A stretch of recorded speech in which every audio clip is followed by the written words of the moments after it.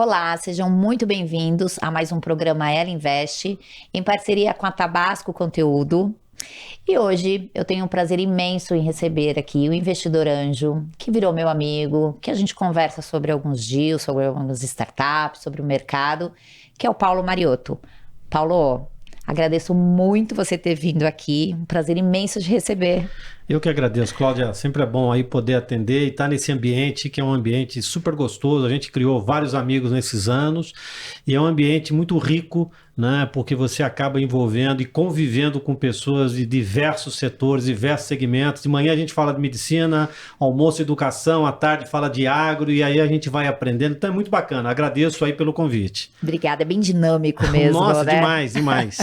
Mas você sabe que eu acho que é interessante você falar um pouquinho da tua jornada. Tá bom? E assim, dentro do ambiente que a gente se conheceu, desse ecossistema, eu te acho um investidor muito ativo, participativo, hands-on, o que a gente chama de smart, né? Além disso, enfim, amigo de muitos, colabora. Mas antes de ser investidor anjo, conta um pouquinho da tua Tá jornada bom, pra conto gente. sim, é um prazer. Eu fui para a faculdade em 85, me formei, eu sou engenheiro florestal de formação, Opa! me formei no Rio de Janeiro, na Rural. Quando eu saí, foi justamente na época que o Collor assumiu como a presidência, teve aquele congelamento, então assim, procurar emprego naquele momento era super difícil, e por alguma razão eu tinha meu irmão, né, que ele trabalhava já na área de computação, na área de tecnologia, me convidou, e eu sempre gostei muito da área financeira, né, mesmo na faculdade, ou seja, toda a minha jornada dentro da faculdade sempre foi voltada para economia florestal, melhoramento, então sempre foi muito ligado a essa parte financeira. Acabei saindo, fui lá ajudá-lo, e aí comecei a me especializar na parte financeira especificamente e fiquei. Em 94, nós montamos, justamente no surgimento da internet, logo depois que a Embratel ela perdeu a exclusividade, né, de fornecer o serviço de internet que foi aberto para o mercado, Sim. a gente lançou um provedor lá na região que acabou virando um sucesso. Esse provedor durou até 2004, quando a gente vendeu para um grupo chamado Ponto Condomínio, e esse Ponto Condomínio tinha como principal investidor o JP Morgan, né? Então a gente acabou, na verdade, vendendo, saímos do negócio, passamos pela bolha lá de 2000, né? Aquela fase que com certeza você conhece bem também, que você estava convivendo, né? Que Sim, qualquer coisa sim. que apresentava de projeto valia milhões de dólares. É verdade. Eu chegamos, infelizmente, chegamos no final, né? Mas mesmo assim deu para fazer ainda um dinheiro. Aí em 2004 fiquei ali com alguns meses, né, sem atividade, praticamente era uma quarentena. Aí um cunhado meu me convidou para tocar uma área de projeto de engenharia aeroespacial. Você fala assim, Paulo, o que você entende de avião? Eu falei, nada, eu não entendo nada, mas eu entendo de dinheiro, né? E, portanto, eu consigo administrar o escritório aqui. Aí nós montamos dois escritórios, um nos Estados Unidos, numa região chamada Palm Beach, que fica a umas 100 milhas ali de Miami, e um escritório aqui no Brasil. Para quê? A gente aproveitava a diferença de câmbio, né? Mais ou menos como é hoje, ou seja, naquela época você tinha 4,40, 4,50, hoje nós estamos falando em 5,10, 5,20, mas fazia todo sentido. Então a gente captava projeto nos Estados Unidos, parte da engenharia era feito lá, mas boa parte, ou 70%, era feito no Brasil usando mão de obra local. Isso perdurou até 2018. Né? Em 2018 a gente acabou vendendo esse negócio para uma empresa italiana chamada Proton, que é de uma região lá do sul da Itália, e me desligou. Nesse intervalo, você fala, Paulo, mas você só fez isso, só empreender? Não, mas nesse intervalo, obviamente, como eu desde a época da fundação lá do provedor de internet, sempre gostei muito de estar olhando novos negócios, novos projetos. A gente não chamava de startup, né? Ou pelo menos naquele momento a gente não usava essa denominação, esse termo, mas a gente acabava investindo em pequenos projetos, não sabia como fazer, era meio desorganizado, perdi muito dinheiro, óbvio, né? Porque você investir, e você sabe muito bem disso, né? Que o ideal é você investir em rede, investir com mais pessoas. Quando você investe sozinho, o risco de você perder é muito maior. Óbvio, Paulo, mas você pode ganhar muito, mas a probabilidade de perder sempre é maior do que ganhar. Né?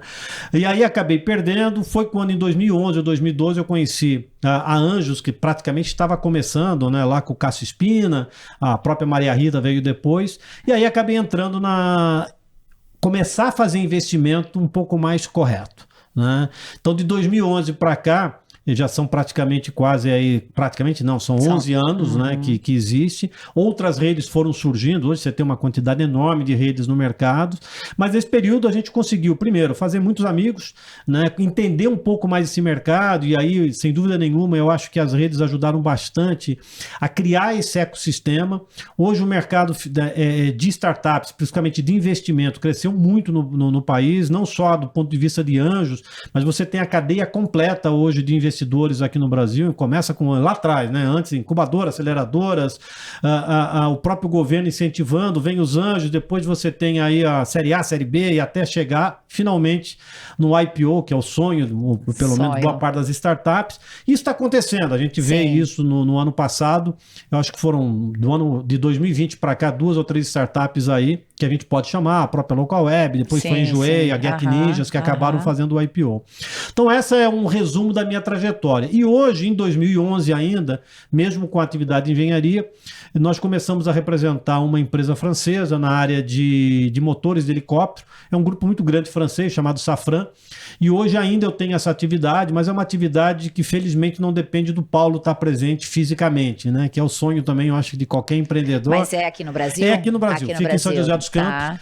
Nós somos responsáveis na área de treinamento, né, para esse motor específico que atende toda a região da América Latina. Então, tudo que for do México para baixo, seja militar ou não militar, é responsabilidade nossa, né? Essa empresa hoje ela tem 52% do market share, então a gente tem aí um peso grande de treinamento aí para tanto piloto como mecânicos. Que bacana, mas é focado mais em treinamento. Só treinamento, só treinamento. Nós e aí, quer dizer, a tua experiência lá atrás também, enfim, trouxe bagagem aí para... No fundo, você acaba assim, quando você é da área financeira ou administrativa, independe do negócio, né? O que importa é você fazer a gestão. É óbvio que você tem que ter pessoas qualificadas, especificamente nessa atividade aí de motores. Eu não entendo nada de motor, né? Absolutamente nada. Mas eu tenho uma equipe fantástica, né? Alguns deles, inclusive, são da área militar, vieram da reserva do Exército. Lá em Taubaté, que é a cidade próxima, existe uma base muito grande, que é a base de aviação do Exército, que foi formada na década de 80, e aí você tem uma formação técnica ali muito pesada, né, de pessoas muito experientes.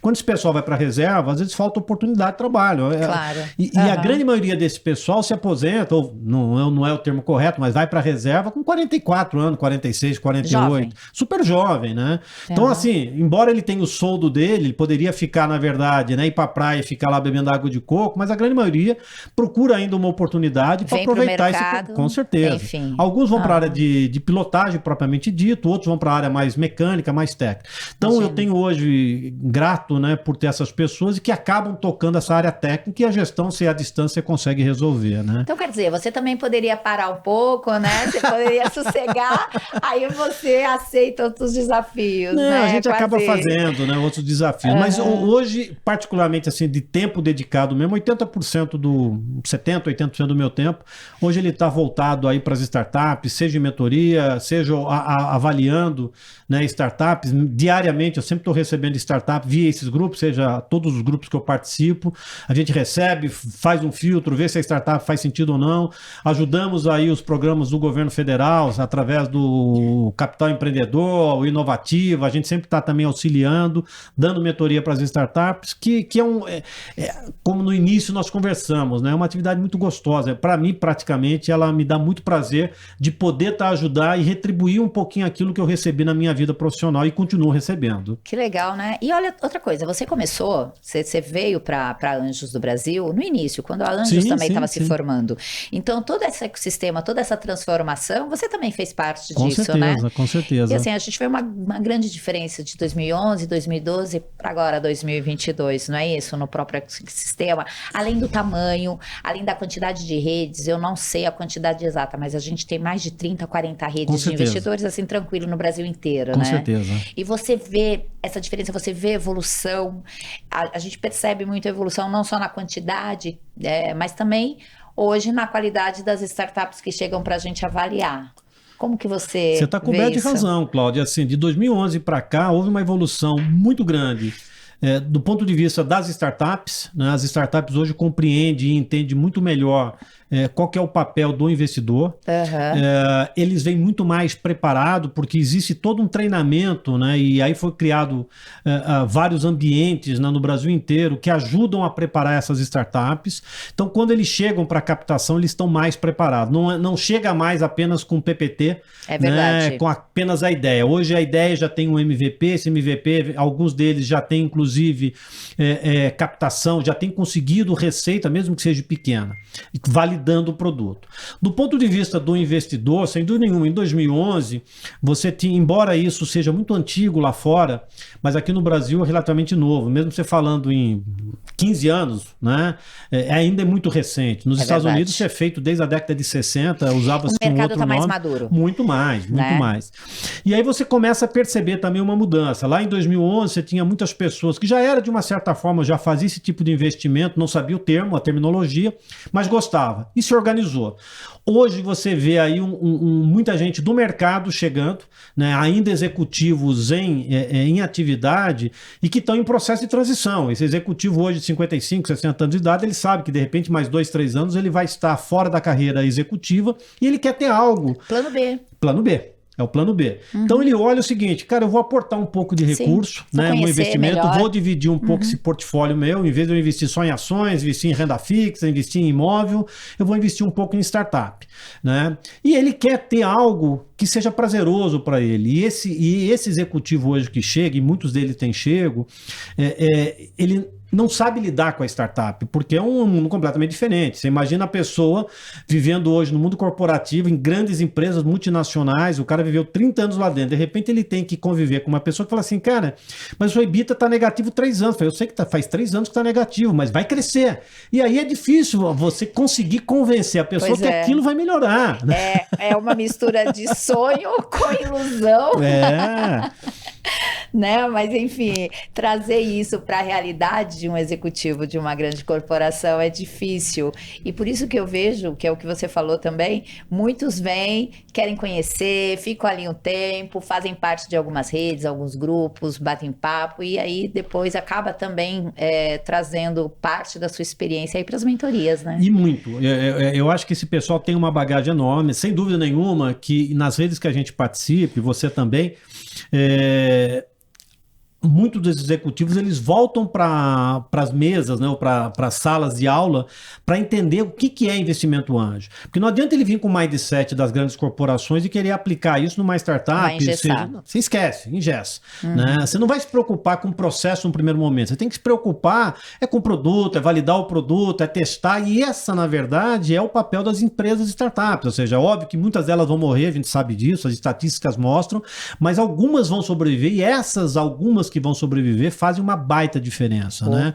Em São José dos Campos, né, que é a cidade onde eu tenho a minha sede, o meu escritório, tinha algumas startups ali muito interessantes. Tem uma delas que era a Quero Bolsa, que é uma startup que começou com um programa do governo, FINEP, que era R$120 mil. Eu não sei se você vai se lembrar, um programa chamado Prime. Não lembro desse Era um programa que eles davam R$120 mil e você tinha que dividir em 3 valores. 40 mil você podia gastar com gestão, 40 mil com marketing e 40 mil com mais alguma coisa. 120 mil não é nada hoje, né? E essa empresa chegou a ter, até antes da pandemia, quase 1.000 funcionários. Uma empresa que estava gerando já mais de R$150 milhões na cidade de São José, gerando imposto, gerando tributo, contratando, pagando acima do valor de mercado.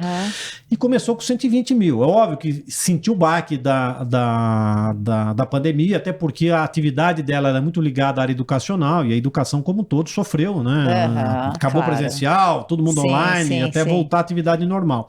Mas esse é um exemplo que eu dou, né, de quantas empresas como essa surgem no Brasil e tem hoje a felicidade de estar contratando, gerando emprego, gerando impostos, e começou lá atrás com um investimento muito pequeno. Exato. Então, assim, voltando mais uma vez para o executivo, acho que esse executivo ele está sendo lapidado, ele está sendo treinado, a gente vê muitos movimentos de vários grupos dando esse treinamento, e é bom porque você traz conhecimento para o mercado, essa capacidade intelectual, e quanto mais pessoas estiverem envolvidas, melhor, inclusive para o próprio empreendedorismo, né? Poxa vida, isso é ótimo. Falando um pouquinho, a gente sempre fala, e a gente sempre fala para os empreendedores também, para os empreendedores escolherem seus investidores, né? E como hoje no Brasil, eu acho que a gente assim não tem a maturidade de alguns mercados fora, mas a gente também está numa crescente, né? O ano passado, 2021, nós tivemos um boom de investimentos, né? Então eu queria que você falasse um pouco dessa questão do que nós tivemos o ano passado, e esse ano a gente sabe que teve uma recessão, mas uma recessão não especificamente do Brasil, mas uma recessão mundial em relação a investimentos, e óbvio que também a gente ia ter uma recessão aqui quando a gente está falando do mercado de startups, mas também nós tivemos um ano atípico. E aí a gente precisa esse ano trabalhar, recuperar, né? Normalmente a gente não faz isso na empresa. Com certeza. A gente investe, agora a gente vai trabalhar o comercial, a gente, né? E deu um barulho, né? Nesse nosso mercado de venture capital. Então eu queria que você falasse um pouco disso e falasse um pouco também dessa questão de quando dos empreendedores escolherem investidores. Tá bom. O que você acha sobre isso? Como que a gente ainda atua nessa... Eu vejo assim, Cláudio, os empreendedores ainda no Brasil não chegaram no nível, principalmente dos Estados Unidos, onde você tem muito capital disponível, e aí os empreendedores de fato olham quem que vai efetivamente entregar o dinheiro. Não é só dinheiro, né? Uhum. Além do dinheiro, é relacionamento, é o smart, é aquilo que o dinheiro vai trazer além do recurso propriamente dito. Claro. Aqui, às vezes, por escassez de capital, o empreendedor acaba se sujeitando a entregar muito no início, porque ele foi abordado, às vezes, por um grupo que não é um grupo profissional, não é um grupo que entende todo o ecossistema. Às vezes o cara tá ouvindo, tá lendo nos jornais, fala, vamos investir, a gente tem dinheiro, tem um grupo aqui, chega uma empresa, aborda e o cara vai lá, pega 30%, 40%, às vezes, de equity. Quando ele vai para uma segunda fase, aí a empresa começa a andar, o empreendedor começa a entender o ecossistema, ele vai para a segunda captação dele. Quando ele chega na segunda captação, ele percebe que os 40% que ele deu lá atrás está dificultando agora ele conseguir a segunda rodada. E aí é um desafio enorme. Então, nós temos orientado muitos empreendedores a fazer exatamente isso. Primeiro, escolher a quem ele vai colocar a empresa dele, quem que ele quer que seja parceiro dele. Não é sócio, porque não é a terminologia correta. Claro, claro. Mas quem que é o parceiro dele? Não adianta, dinheiro por dinheiro, eu acho que existe uma quantidade no mercado que acaba suprindo a necessidade. Mas ele tem que saber escolher quem que vai dar o smart. E às vezes, a gente percebe que se eu não colocasse nada de dinheiro, só o smart que o grupo traz é muito mais do que o próprio recurso do que ele está captando, né? E a gente tem alguns exemplos aí, algumas vezes. Na outra ponta que você perguntou, né? De fato, ou seja, o capital de risco vinha crescendo no Brasil até 2020. Em 2020 a gente teve o baque lá em fevereiro ou março, né, quando começou a pandemia, ninguém sabia, todo mundo fica em casa 3 meses e se prendeu. Eu lembro que eu dei uma entrevista, inclusive para Anjos, que me pediu para a CNN a nível nacional, online. E a menina perguntou, como é que você acha que vai ser esse ano? E eu falei assim, olha, eu acho que vai ser terrível, vai cair os investimentos. Mordi a língua, né? Porque 2 meses depois, mudou, porque 2020, a quantidade de dinheiro mas surpreendeu. Pois é, surpreendeu. Foi incrível. Mas os bancos centrais injetaram trilhões no mercado, nunca tinha visto isso, nem mesmo na época do subprime, lá em 2008. E essa quantidade de dinheiro, obviamente, tinha que ir para algum lugar, né? Não era só para consumo. E aí começou a se usar tanto 2020 como 2020 recuperou, 2021 estourou. Só que uma hora a festa acaba, né? A gente precisa limpar a casa. E 2022 começou com um problema inflacionário. Claro. O mercado está extremamente líquido, eu preciso enxugar o mercado agora. Claro. E aí todo mundo se preocupa. É uma questão de comportamento também, né? Não é só olhar números, né, Paulo? A gente sempre fala isso, né? O tempo todo. E aí, óbvio que aconteceu nos primeiros meses, eu acho que de março até praticamente junho, houve essa preocupação dos fundos. Agora, não se pode esquecer que os fundos, né, não estou falando investidor anjo aí, os fundos que são fundos de investimento, os venture capitals, private, estão extremamente capitalizados. Eles estão com mais de $1 trilhão recebidos, já comprometidos, e que eles vão precisar, de uma certa forma, alocar esses recursos. O que eles fizeram é o seguinte, recua, 3 meses, 4 meses, vamos entender o que vai acontecer no mercado. O valuation aqui começou a ficar extremamente esticado, né? Vamos trazer para um valor mais adequado, né? E aí você começa a peneirar melhor, você começa a fazer um filtro melhor das startups, né? Então, eu acho que passou um pouco essa fase, a gente já percebe em 2022 2022, não em relação a 2021, porque é fora da curva, mas já está acima de 2020. Então, se você olhar os gráficos, os investimentos esse ano já estão acima de 2020. 2021 eu acho que ainda vai demorar alguns anos para a gente superar. Sem empolgação, né? Sem então, empolgação. 2022 vai ser um ano ali eu acho que é um ano normal. O que me preocupa, eu não tenho essa resposta, não é 2022, é o que vai ser 2023 ou 2024. Exato. A hora que o mercado, esse recurso que está alocado nos fundos, terminar o prazo de investimento, se você vai ter novos investimentos nesse mesmo volume, né? Então o problema não é agora, o problema é daqui a 2 anos, justamente a hora que esse período, porque só para eventualmente quem está ouvindo entender, fundos de investimento, eles têm um período de investimento e um período de desinvestimento.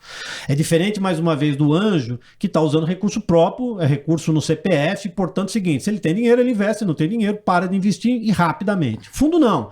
Recebi 100 milhões, eu tenho lá um período de 4, 5 anos para investir. Eu preciso investir aquele recurso. Se eu não investir, esse dinheiro retorna, né? O próprio fundo, ele no fundo não consegue se capitalizar depois e ele tem mais 5 anos ainda para trabalhar com aquelas empresas que ele investiu e um ganho marginal. E aí acaba, ou seja, a próxima capitalização dele com certeza vai ter dificuldade de levantar. Então essa é só a minha preocupação, mas não me preocupa 2022, 2023, eu acho que a gente tem recurso e bastante recurso ainda para investir. Muitas startups ficaram preocupadas, né? Enfim, a gente teve um burburinho aí. Mas também é o seguinte, se você tem uma startup que ela está muito bem estruturada, que ela realmente consegue comprovar um bom desenho, uma boa solução para algo que, né, que a gente entende aí que vai ser escalável, consegue encontrar bons investidores também, né? Sem dúvida. Tanto agora quanto depois, enfim. O que a gente tem que fazer é ter mais cautelas, olhar, avaliar. E eu acho que é uma reflexão também que você comentou, boa para o empreendedor também, quando a gente fala de valuation, né? Porque se não fizer a lição de casa aqui, né? Quando a gente falando de pré-seed, de seed, depois quando for para umas outras etapas também, pode ser que tenha que fazer ajustes maiores, não é, Paulo? Grande. Olha, nós já, pelo menos comigo, já passou umas 2 ou 3 empresas que nós declinamos de investir porque ele não conseguiu fazer ajuste no cap table. O cap table dele estava praticamente 40%, 50%, 60% ainda com os fundos e 40% com os investidores iniciais. A gente falou, cara, não dá. Mas porque... isso era seed? Não, nem seed. Era pré-seed, já estava assim. Era anjo ainda. Tá. Então, assim, você imagina o seguinte, quem que são esses primeiros investidores? É aquele que eu comentei, é um pessoal, um grupo que tem recurso, não entende o ecossistema e acha o seguinte, eu estou pondo meu dinheiro, quero ter um retorno rápido disso aqui e não vou assumir muito risco. Ele pega 40, bacana. Ele acha que está se assegurando com aquilo, só que ele criou uma barreira adicional para o empreendedor lá na frente. Está poluindo o cap table. Poluiu. E a gente não consegue resolver. Tem muitos casos que não adianta. Consegue. Em alguns casos, o empreendedor volta para o investidor entende, e aí ele acaba dando uma reduzida. Em alguns casos, efetivamente, os investidores batem o pé, não fazem, e aí o negócio por si só não prospera. Não prosperando, perde o empreendedor, perde o investidor, porque ele tem um CNPJ, às vezes ele investiu, mas não tem negócio, né? É verdade. Ô Paulo, e a tua tese de investimento? Você tem uma tese específica ou você, ao longo desse tempo, você tem preferências? Como que é para você? Qual a tua formação do teu portfólio? Olha, hoje eu tenho dentro do meu portfólio investidos basicamente em grupos, são aproximadamente 50 empresas, né? Então, que foi feito no tempo. Eu tenho de todos os segmentos, sou agnóstico com relação a isso. Óbvio que você fala assim para mim, Paulo, você investe na área de defesa, né? Em São José dos Campos, eu falo isso porque São José você tem muita indústria da defesa. Você investe em Gov? Até hoje eu tenho 0 de Gov. Mas explico por quê, né? Tá. Então, assim, a área de defesa é uma área que é complexa, né? Independente se vai fabricar mísseis, vai fabricar carro de combate, ou seja, em qualquer lugar do mundo sempre você vai precisar, mas não é uma área que me apetece. Mas nas demais áreas, ou seja, eu tenho investimento em todas elas. Tem área de educação, área de saúde, área de tecnologia, tudo ligado à área de tecnologia de uma certa forma. A área de governo ainda não chegou para mim nenhuma empresa que me gerasse apetite de investir. O governo, eu considero assim, o governo hoje representa aproximadamente 60, 65% das compras nacionais, é feito por governos, federal, estadual e municipal, então você tem uma grande concentração, então é um mar azul de oportunidades. O problema é você conseguir se relacionar com o governo, né? Infelizmente, entra um, sai outro, ou seja, às vezes existe uma mudança de regras no funcionamento. Segundo, é a maneira como eles identificam e encaram pequenas empresas, né? A dificuldade de recebimento. O governo não entende que às vezes uma startup ela faz o almoço para pagar a janta. Então ele emitiu uma nota hoje. Se ele não receber dentro do prazo, ele tem dificuldade de se financiar. E o governo atrasa 4, 5, 6 meses, como se nada tivesse acontecendo. E a justificativa é assim, não, já foi contingenciado a verba está chegando, mas eu não posso aprovar, não tenho autorização. Aí mudou o dirigente daquele departamento. Começa a história tudo novamente. Então, o que eu digo para as empresas... Fica restritivo, né? Muito. Fica bem restritivo. E o que eu falo para as empresas que vão operar com o governo é um oceano azul, muitas oportunidades, mas você tem que ter capacidade financeira de suportar esses intempéries que vão ocorrer naturalmente, né? O relacionamento se torna mais difícil porque a todo momento você é visado ou pelo Tribunal de Contas ou por algum órgão fiscalizador. Então, dependendo, fiz uma licitação ou não teve a licitação, foi feito compra direta. Alguém pode vir questionar aquela compra, às vezes até o próprio político da tua cidade, seja um vereador, seja um deputado, seja o que for, dependendo do valor. Então, tudo isso vai criando uma barreira, na verdade, no desenvolvimento do teu negócio. Essa é que eu vejo a dificuldade. Embora tenha sido lançado, né, e editado, até com muita ajuda aí de alguns amigos nossos, da nova lei aí das startups, Exato. que ajuda, o governo pode comprar agora de startup, o governo pode fazer o quê? Ainda assim eu tenho minhas teses de dificuldade de relacionar com o governo. Eu espero que isso, ou seja, a gente consiga ultrapassar, porque, mais uma vez, né, existe muita oportunidade, seja ele qual for a esfera do governo, do ponto de vista de você melhorar a gestão, né? Cabe agora os governos aceitarem o processo das startups. É óbvio, a startup tem que se adaptar um pouco também à realidade do governo. Não é chegar lá, vender de qualquer forma, entregar a nota, achar que o cara tem que pagar o dinheiro, não é dele. O dinheiro ele está ali apenas como funcionário cumprindo a obrigação dele. A gente precisa entender. Mas não dá para ser tão travado como é hoje. Pois é, quando aparecer algumas de Gov, já vou te indicar aí. Paulo, me fala um pouquinho de exits, né? A gente fala de tese de startup, a gente fala do momento, mas é importante também para quem está nos assistindo, a empreendedores, né, principalmente, a gente falar dos nossos exits, que a gente investe para ter lucro também. Lógico. A gente gosta do empreendedor, a gente gosta de ajudar, mas a gente quer ter lucro. Você consegue dar um panorama aí dos seus exits e falar algum que foi bacana e um que você tem uma história ali que você fala poderia ter sido melhor, até para a gente contextualizar? Posso. Assim, na média hoje, considerando os investimentos, tem muito investimento meu ainda que está maturando e, portanto, é difícil você dizer se vai dar certo ou não. Mas do que já teve, efetivamente, o múltiplo meu está na média de 8,8, isso pode ser melhor. Está ótimo. Tá ótimo, mas assim, não dá para dizer que vai ótima. ser assim, porque se eu tiver muito write-off na frente, esse múltiplo tende a cair, ou se não tiver e tiver mais saídas interessantes, pode ser maior. Mas considerando hoje, a foto de hoje, 8,8. Tive saídas significativas, né, que foi uma saída de 40 vezes, mas foi um negócio que eu participei, inclusive como empreendedor, que foi inclusive atividade de internet, que eu considero como se fosse uma startup, mas eu estava de uma certa forma envolvida. Não tive ainda write-off efetivo, embora eu sempre brinco, eu tenho 3 empresas que estão write-off mental, eu só não quis assumir ainda, né, que ela está efetivamente perdida. Você não quis desligar ali o aparelho. Mas assim, são empresas que estão ali como zumbi, né, que efetivamente eu não acho que vai prosperar, né? Assim, você já houve uma perda de ânimo, inclusive do próprio founder, que esse é um outro desafio, né? Quando você percebe uma empresa que começa a derrapar e não consegue crescer, o próprio founder começa a se desanimar com o negócio. E quando ele perde o apetite, né, é muito difícil você retomar aquilo lá. É quase perder a esperança Exatamente. Né? Ele está ali 1 ano, 2 anos. Muitos deles, né, tinham aquilo como sonho, mas tinha aquilo também como uma maneira, às vezes, inclusive, de ajudar a própria família.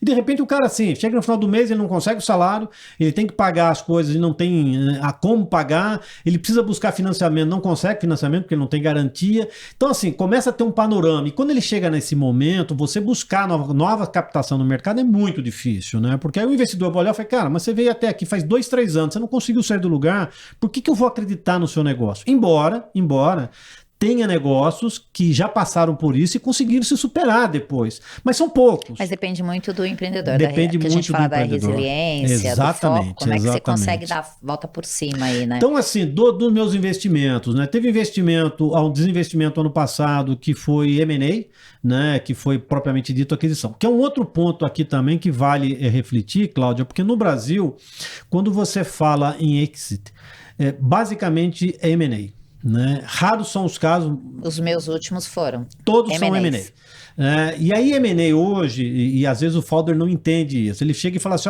cara, eu tô faturando 1 milhão, multipliquei por 10 o meu múltiplo e o valuation meu vale 10 milhões de reais. Não, tá bom, cara. Só que o teu negócio é um negócio que vai crescer, sei lá, quanto que você acha que imagina que vai crescer? Eu acho que vai chegar aí a 5 milhões anuais. Tá bom, 5 milhões anuais. Se você imaginar que hoje um M&A, ele tem um múltiplo de 3, 3,5, 4 vezes, essa empresa tem um potencial de venda no futuro de 20 milhões. Se você entra no valuation de 10 ou 15, para o investidor, ou seja, a saída dele é muito pequena. Para o empreendedor é excelente, porque ele entrou com nada, tá saindo com 20 milhões no bolso, tá excelente. E às vezes fica fazendo parte do time da empresa, faz parte como do muitas time. vezes. Mas para o investidor, a saída fica muito restrita. Então isso a gente tem tentado mostrar para alguns empreendedores. Para eles continuarem, né? Só que se você continua, às vezes você perde a oportunidade, né? Porque assim, você imagina uma coisa. Mas é uma aposta também. É uma aposta, Cláudia, mas a segunda grande aposta. A primeira é quando você investe.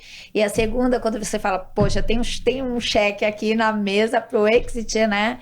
Enfim, é a segunda grande aposta. Eu vou dar um exemplo para você. Teve uma empresa de uma das redes que foi investida, a gente tinha todo um acompanhamento, board advice, tinha tudo. Mas a empresa começou a derrapar, né? Com dificuldade, reduzia funcionários, daqui a pouco chegava, era muito sazonal, chegava no segundo semestre, contratava de novo, mas não conseguia sair. Então, assim, chegava ali em 2 milhões, 2 milhões e meio, não passava desses 2 milhões e meio a receita dela. Passou um ano e meio, 2 anos, você começou a ver um desgaste, né? E aí você começa a achar justificativa para tudo. Não, melhora o produto, a máquina de venda não tá legal, aí você melhora aqui, melhora ali, não sai do lugar. Né?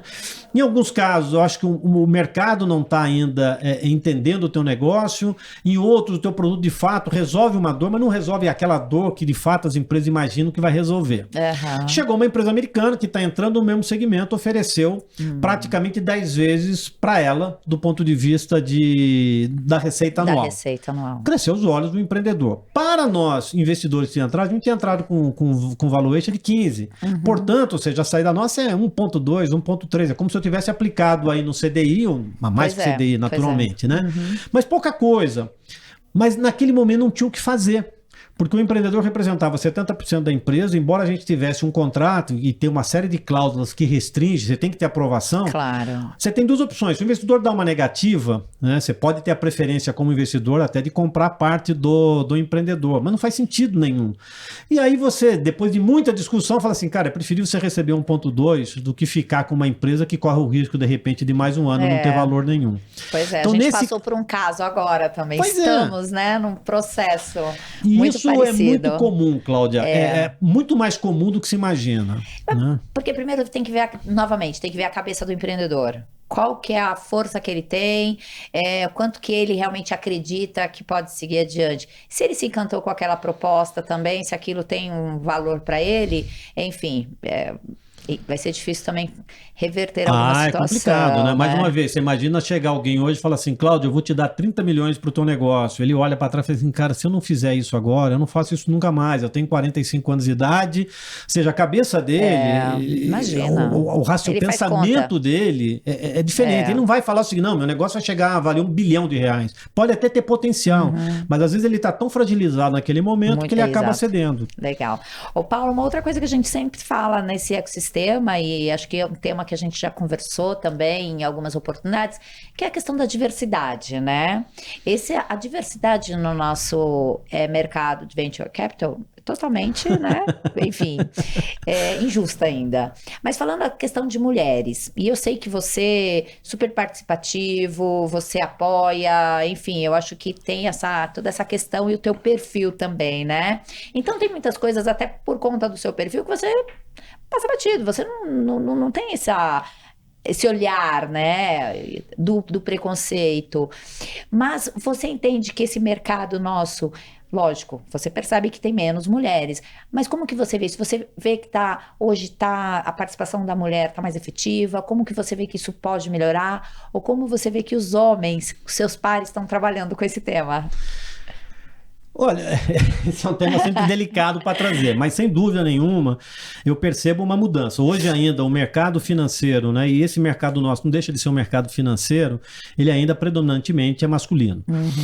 Aos poucos você vê uma entrada maior de mulheres, eu não sei se é por uma questão cultural das próprias mulheres, às vezes não querer entrar muito nesse mercado, ou se é uma barreira que foi criada lá atrás, que só homem pode, aquela coisa que você vê em Wall Street, né, que você vê nos filmes, é só homem de terno preto, todo mundo de terno preto, aí você vê uma mulher, né, no meio daquele bando, né, ou de advogados ou de economistas. Aos poucos a gente vem verificando, ou seja, criações de grupos, né, a própria MIA, que é um grupo que você participa, né, que foi criado, na BR foi criado agora um grupo de mulheres, então a gente percebe um pouco esse movimento de atrair essas mulheres, né, de cargos executivos também para investir. Ainda é pouco, não é muito, né? Mas eu espero que isso aos poucos venha aumentando. E eu tenho o prazer, às vezes, de participar de alguns grupos que a gente tem praticamente 50-50 homens e mulheres. E é muito bacana, porque o homem tem uma maneira de ver as coisas, às vezes, muito diferente da mulher. E essa complementariedade ajuda. A gente sempre fala, a mulher é muito mais sensitiva com algumas coisas, né? O homem passa desapercebido por coisas que, de repente, a mulher não passa, né? Às vezes, num relacionamento, eu falo isso pela minha esposa, você conhece uma pessoa, né? Você está conversando. Ela sai e fala assim, eu não gostei dele. Não, mas por que você não gostou? Eu não sei, eu senti alguma coisa. É de mulher isso, ou seja, eu não senti nada. A percepção minha é o seguinte, tomei lá um vinho com a pessoa, comi um salgadinho, para mim tá ótimo. Mas ela sentiu, passa 15 dias, 20 dias, alguma coisa vem e você fala assim, pô, você estava certo. Então, eu acho que isso é da mulher. Não adianta o homem querer, né? E a gente leva isso pro business também. Pro business, né? também, com certeza, né? Então, assim, essa complementariedade... Já entendi que eu recebo muitos amigos perguntando, Cláudia, dá uma avaliada aqui nessa Essa visão aqui. É fundamental, Cláudia, né? Então, Sim. Quando você começa a ter essa diversidade no grupo, mas tem que ser, para mim tem que ser natural, claro, né? Claro. Eu até estava conversando antes aqui da gente começar, a minha educação foi formada de uma maneira de respeitar o ser humano, independente se é mulher, se é de cor preta, se é pardo, se é índio, se é japonês, sim, para mim não importa isso, né? Eu nunca tive isso na minha vida. Respeito desde do ascensorista do elevador até o presidente da empresa. Para mim todo mundo merece bom dia, boa tarde, independente, né, de quem é a pessoa. Mas a gente percebe que não é todos que tratam dessa maneira. E infelizmente você tem que criar algumas regras para começar a educar e quem sabe daqui a alguns anos isso que eu estou dizendo seja natural. Mas a diversidade para mim, investimento, ela é fundamental e ajuda. Prova disso que saiu uma pesquisa, se eu não me engano, ano passado, ano retrasado, onde mostra que mulheres onde investiu, houve mais empresas unicórnio do que foi quando teve homens. Você tem alguma diferença e precisa aí se aprofundar esses estudos, né? Porque essa sensibilidade, por mais que a gente queira, a gente é muito exato, muito quadradinho na forma de pensar. E não muda isso. É homem, mulher é mulher. Por mais que a gente queira ser diferente, essas coisas, e aí tá no íntimo das pessoas, no cérebro, né? Eu acho que isso é natural, né? Você tem a sua sensibilidade e isso não vai mudar de você. Por isso que eu vou consultá-la novamente. Faz algumas vezes. Não só você, mas tem vários que eu acho que essa troca é importante. Eu também te procuro, né? Quando tem algum business, quando tem algum deal aí bacana. Mas, Paulo, o pessoal tá falando que acabou já o nosso bate-papo, o nosso programa. Já adorei deu uma hora? Aqui, você acredita? Não foi, não, impossível. Olha, eu adorei você aqui. E eu queria saber o seguinte, para as pessoas te procurarem, Paulo Mentor, Paulo Investidor, né? Advisor, conselheiro. Você é múltiplo aqui no nosso ecossistema. Eu gosto de ajudar. Eu tenho disposição realmente de poder contribuir com as empresas. Eu tenho, acho que não sei se é defeito ou qualidade, né? Mas essa semana eu dei uma palestra, um bate-papo online lá com o HIT de Taubaté, cidade que eu vivo, que é um hub de inovação que a cidade começou. E ele sempre, quando fala em investimento, puta, é o Paulo. E aí fui conversar com 4 garotos lá que estão começando, né? Cada um com seu sonho. Eu nunca, absolutamente, é uma palavra que eu já não uso mais, né? Nunca, para mim, não existe no meu vocabulário, eu evito de dizer, porque eu já tive cada surpresa, né, tanto positivo como negativo. Mas eles apresentam o projeto. E eu tento ser muito realista. Olha, teu projeto é muito legal, teu sonho é bacana, porque tem que estimular. Mas, por outro lado, você tem que trazer o cara, às vezes, com o pé no chão. E sabe, projeto sem pé na cabeça. Então, eu tento ser objetivo e direto com a pessoa, mas sem ser, na verdade, unpolite, sem ser mal educado com o empreendedor. Não é objetivo trazer ele para baixo, mas tem que ser realista. Tem que ser realista. Não adianta eu chegar pro cara, nossa, seu projeto é maravilhoso, é lindo, e ele não vai conseguir sair daqui. Mas no meu momento não dá. Eu acho que você está correto. Então, eu sou objetivo, digo, ó, cara, veja isso, visita essa empresa, já tem algumas soluções muito próximas de você, visita aí essas dificuldades, o mercado B2C é um mercado realmente fantástico, enorme, grande, mas é um mercado super difícil de você entrar, custa muito caro.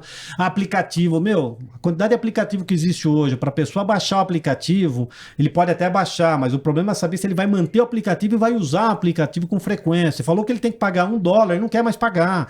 Então, eu tento passar um pouco isso para a pessoa também não ficar, às vezes, sonhando e achando que o negócio vai realmente explodir. Alguns casos, às vezes, que a gente sempre publica, é o tal do antiportfólio. Sim. Às vezes você pode falar isso e o negócio realmente explodir, você fala, puxa, passou pela minha mão, poderia eu estar ali e não pude, mas infelizmente são momentos de decisão. Foi a tua visão também, né? Exatamente.